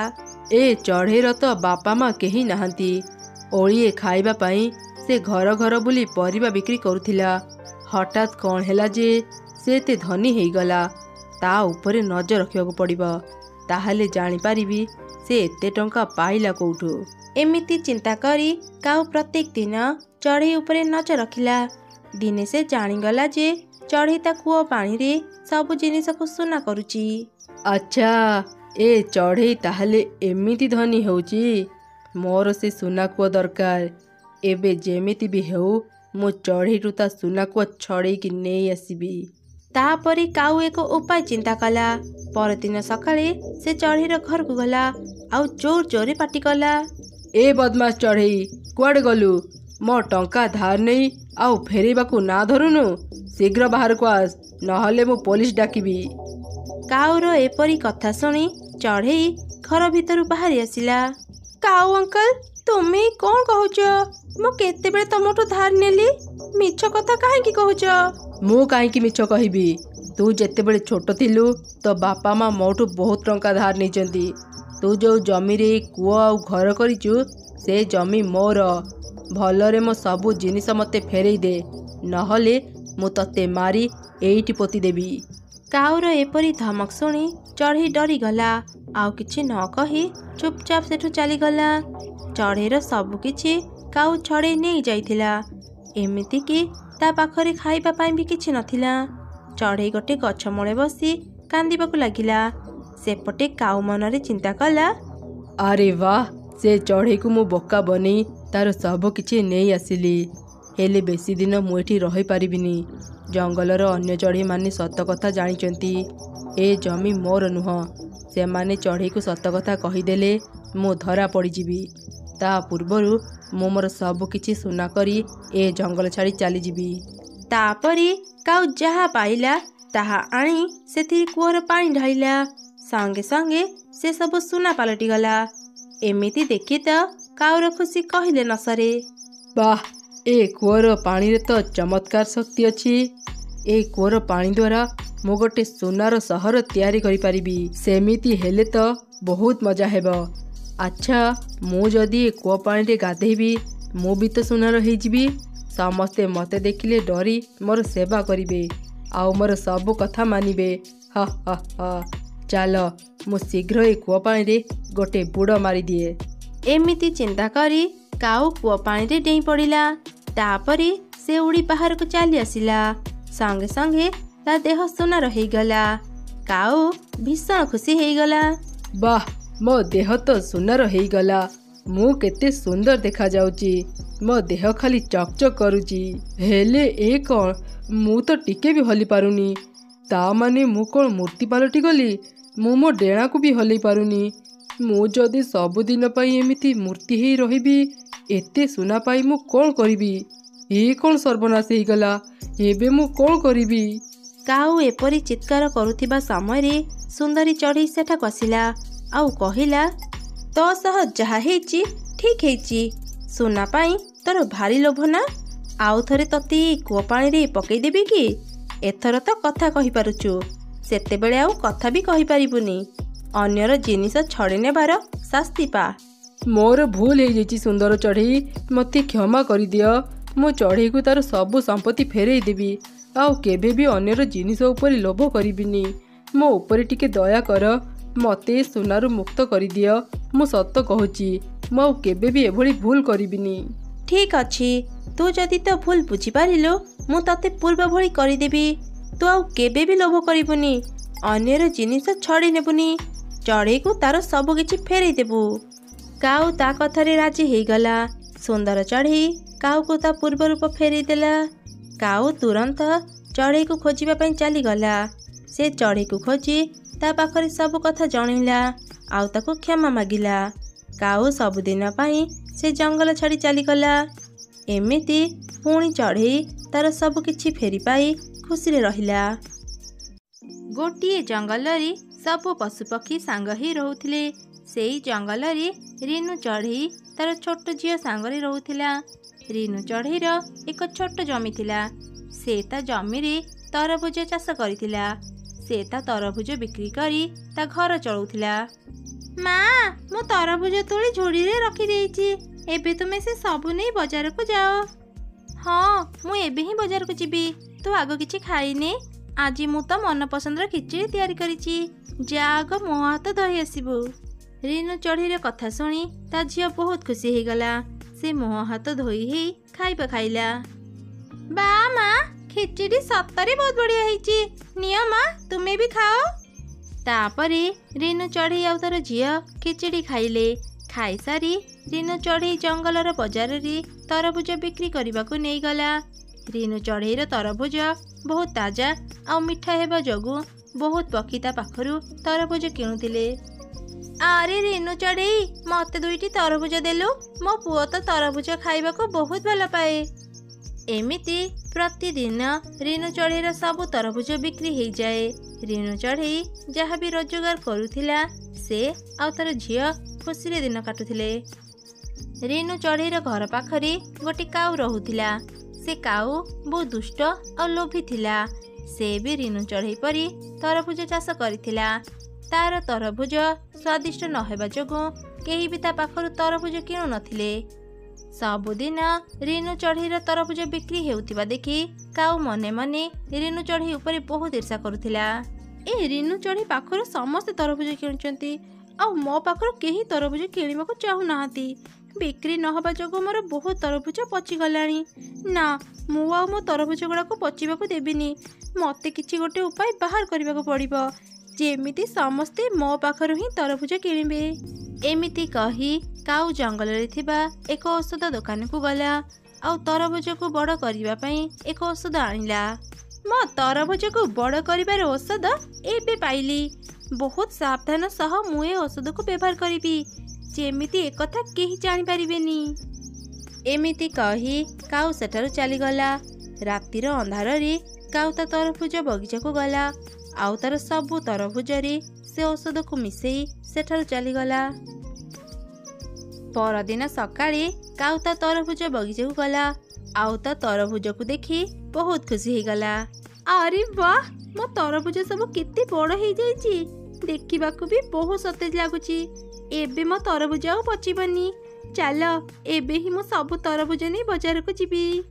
এই କଥା କହି କାଉ ସେ ତରଭୁଜ ସବୁ ନେଇ ବଜାରକୁ ଗଲା। କାଉ ପାଖରେ ଏତେ ବଡ଼ ବଡ଼ ତରଭୁଜ ଦେଖି ସବୁ ଚଢ଼େଇ ତା ପାଖକୁ ଗଲେ। ଆରେ କାଉ, ତୋ ପାଖରେ ଏତେ ବଡ଼ ବଡ଼ ତରଭୁଜ ଅଛି। ତୋ ତରଭୁଜ ସବୁ ବହୁତ ସତେଜ ଲାଗୁଛି। ଦେଲୁ, ମତେ ଗୋଟେ ତରଭୁଜ ଦେଲୁ। ସବୁ ପକ୍ଷୀ କାଉର ଏତେ ବଡ଼ ବଡ଼ ତରଭୁଜ ଦେଖି ତା ପାଖରୁ ତରଭୁଜ କିଣିଲେ। ଧୀରେ ଧୀରେ ରିନୁ ଚଢ଼େଇ ପାଖରୁ ଆଉ କେହି ବି ତରଭୁଜ କିଣିଲେ ନାହିଁ। ଯାହାଫଳରେ ରିନୁ ଚଢ଼େଇର ଆଉ ରୋଜଗାର ହେଲା ନାହିଁ। ସେ ବହୁତ ଚିନ୍ତାରେ ପଡ଼ିଗଲା। ମା, କ'ଣ ହେଇଛି ତୁମର? ଏଠି ଏମିତି ମନ ଦୁଃଖରେ କାହିଁକି ବସିଛ? ମା, ଜାଣିଛ କାଉ ମାଉସୀଙ୍କର ବଗିଚାର ତରଭୁଜ ବହୁତ ବଡ଼ ବଡ଼। ହେଲେ ମା, ଆମ ତରଭୁଜ ଏତେ ଛୋଟ କ'ଣ ପାଇଁ? ସେଇ କଥା ତ ମୁଁ ବି ବୁଝିପାରୁନି ଝିଅ। ତରଭୁଜ ଚାଷରେ ଯାହା ବି ଲାଗେ ତା ତ ମୁଁ ଦେଇଛି। ମତେ ଲାଗୁଛି ସେ କାଉ ତା ତରଭୁଜରେ ନିଶ୍ଚୟ କିଛି ଔଷଧ ମିଶେଇଛି। ମା, ତୁମେ ଚିନ୍ତା କରନି। ଆଜିଠୁ ମୁଁ କାଉ ମାଉସୀଙ୍କ ଉପରେ ନଜର ରଖିବି। ଏମିତି ଗୋଟେ ଦିନ ରିନୁ ଚଢ଼େଇର ଝିଅ ଗୋଟେ ଛୋଟ ତରଭୁଜ ଆଣିଲା। ଏସବୁ ଦେଖି ରିନୁ ଚଢ଼େଇ କହିଲା, ଆରେ ଝିଅ, ଏ ତରଭୁଜ ତୁ କୋଉଠୁ ଆଣିଲୁ? ଏଇଟା ତ ଆମ ବଗିଚାର ତରଭୁଜ ନୁହଁ। ମା, ମୁଁ ଏଇଟା କାଉ ମାଉସୀଙ୍କ ବଗିଚାରେ ପଡ଼ିଥିବାର ଦେଖିଲି। ମୁଁ ଖେଳିବି ଭାବି ଏ ତରଭୁଜକୁ ସେଠୁ ନେଇ ଆସିଲି। ଆରେ ଝିଅ, ମୁଁ ତତେ ମନା କରିଥିଲି ନା କାହାକୁ ନ ପଚାରି ତାଙ୍କ ଜିନିଷ ଆଣିବୁନି। ରିନୁ ଚଢ଼େଇ ଆଉ ତାର ଝିଅ ଏପରି କଥା ହେବା ସମୟରେ ହଠାତ୍ ତରଭୁଜଟି ବଡ଼ ହେଇଗଲା। ମା, ଇଏ କ'ଣ ହଉଛି? ତରଭୁଜ ହଠାତ୍ ଏତେ ବଡ଼ କେମିତି ହେଇଗଲା? ଏବେ ମୁଁ ସବୁ ବୁଝିପାରିଲି ଝିଅ। ମୋ ସନ୍ଦେହ ଏକଦମ ଠିକ୍। କାଉ ତା ତରଭୁଜରେ ଔଷଧ ମିଶାଉଛି। ଔଷଧ ମିଶା ତରଭୁଜ ଖାଇଲେ ଚଢ଼େଇମାନଙ୍କ ଦେହ ଖରାପ ହେଇଯିବ। ମତେ ଏ କଥା ଶୀଘ୍ର ଚଢ଼େଇମାନଙ୍କୁ କହିବାକୁ ପଡ଼ିବ। ଏମିତି କହି ରିନୁ ଚଢ଼େଇ ସବୁ ଚଢ଼େଇଙ୍କ ପାଖକୁ ଗଲା। ସେପଟେ କାଉ ତା ଝିଅର ଦେହ ଖରାପ ହେଇଯିବ ବୋଲି ସେ ତାକୁ ତରଭୁଜ ଖାଇବାକୁ ଜମାରୁ ଦେଉନଥିଲା। ମା, ଆମ ତରଭୁଜ ଦେଖିବାକୁ ବହୁତ ସୁନ୍ଦର। ମତେ ଆମ ତରଭୁଜ ଖାଇବାକୁ କ'ଣ ପାଇଁ ଦେଉନ? ଗୋଟେ ତ ଖାଇବାକୁ ଦିଅ। ନା, ତତେ ମୁଁ କେତେ ଥର ମନା କରିବି? ଆମ ବଗିଚାର ତରଭୁଜ ତୁ କେବେ ବି ଖାଇବୁନି। ଏମିତି ତା ଝିଅକୁ ରାଗି କାଉ ତରଭୁଜ ନେଇ ବିକ୍ରି କରିବାକୁ ଚାଲିଗଲା। କାଉର ତରଭୁଜ ଖାଇ ଚଢ଼େଇ ଛୁଆଙ୍କର ଦେହ ଖରାପ ହେଇଯାଉଥିଲା। କାଉ ବଜାରକୁ ଯିବା ପରେ ତାର ଝିଅ ଚୁପ୍ ଚୁପ୍ ଘରେ ଥିବା ସବୁ ତରଭୁଜ ଖାଇଦେଲା। ଯାହାଫଳରେ ତା ଦେହ ଖରାପ ହେଇଗଲା। କାଉ ଘରକୁ ଫେରି ଝିଅର ଦେହ ଖରାପ ଦେଖି ସେ ବହୁତ ଚିନ୍ତାରେ ପଡ଼ିଗଲା। ଆରେ ଝିଅ, ତୋର ଏ ଅବସ୍ଥା କେମିତି ହେଲା? ମା, ମୁଁ ସତ କହୁଛି, ମୁଁ କିଛି ଖାଇନି। କେବଳ ଘରେ ଥିବା ତରଭୁଜକୁ ଖାଇଛି। ଜାଣିନି ମା, ମୋ ଦେହ ଖରାପ କ'ଣ ପାଇଁ ହେଲା। ସେପଟେ ରିନୁ ଚଢ଼େଇ ସବୁ ଚଢ଼େଇଙ୍କୁ କାଉ ତରଭୁଜରେ ଔଷଧ ମିଶାଇବା କଥା ଜଣାଇଦେଲା। ସତ କଥା ଜାଣିବା ପାଇଁ ସବୁ ଚଢ଼େଇ କାଉର ଘରକୁ ଆସିଲେ। ନିଜ ଝିଅର ଦେହ ଖରାପ ଦେଖି କାଉ ଦୁଃଖୀ ହେଇଗଲା। ସେ କ'ଣ କରିବ କିଛି ବୁଝିପାରିଲାନି। ସେହି ସମୟରେ ସବୁ ଚଢ଼େଇ ତା ଘରେ ପହଞ୍ଚିଗଲେ। କାଉ ସେମାନଙ୍କୁ କହିଲା, ତମେ ସମସ୍ତେ ମୋତେ କ୍ଷମା କରିଦିଅ। ମୁଁ ଅଧିକ ଟଙ୍କା ଲୋଭରେ ତରଭୁଜକୁ ବଡ଼ କରିବା ପାଇଁ ସେଥିରେ ଔଷଧ ମିଶାଉଥିଲି। ଆଜି ଭଗବାନ ମୋତେ ତାର ଶାସ୍ତି ଦେଇଛନ୍ତି। ମୋ ଝିଅ ବି ତରଭୁଜ ଖାଇ ଅସୁସ୍ଥ ହେଇଯାଇଛି। ଦୟାକରି ମୋ ଝିଅକୁ ଭଲ କରିଦିଅ। ମୁଁ ଆଉ ଏଭଳି କାମ କେବେ ବି କରିବିନି। ଚଢ଼େଇମାନଙ୍କ ମଧ୍ୟରୁ ଗୋଟେ ଚଢ଼େଇ ଡାକ୍ତର ଥିଲା। ସେ କିଛି ଔଷଧ ଆଣି କାଉର ଝିଅକୁ ଦେଲା। କାଉ ଝିଅର ଦେହ ଧୀରେ ଧୀରେ ଭଲ ହେବାକୁ ଲାଗିଲା। ହେଲେ କାଉ କରିଥିବା ଭୁଲ ପାଇଁ ସମସ୍ତେ ତା ଉପରେ ବହୁତ ରାଗି ଯାଇଥିଲେ। କାଉ, ତୁ ସତରେ ବହୁତ ବଡ଼ ଭୁଲ କରିଛୁ। ତୋ ପାଇଁ ଆମ ଛୁଆମାନେ ଅସୁସ୍ଥ ହେଲେ। ଆମେ ତତେ ଏମିତି ଛାଡ଼ି ପାରିବୁନି। ତତେ ଆମେ ଥାନାରେ ଦେବୁ। ଏମିତି ଜଙ୍ଗଲର ଦୁଇ ପୋଲିସ କାଉକୁ ବାନ୍ଧି ଥାନାକୁ ନେଇଗଲେ।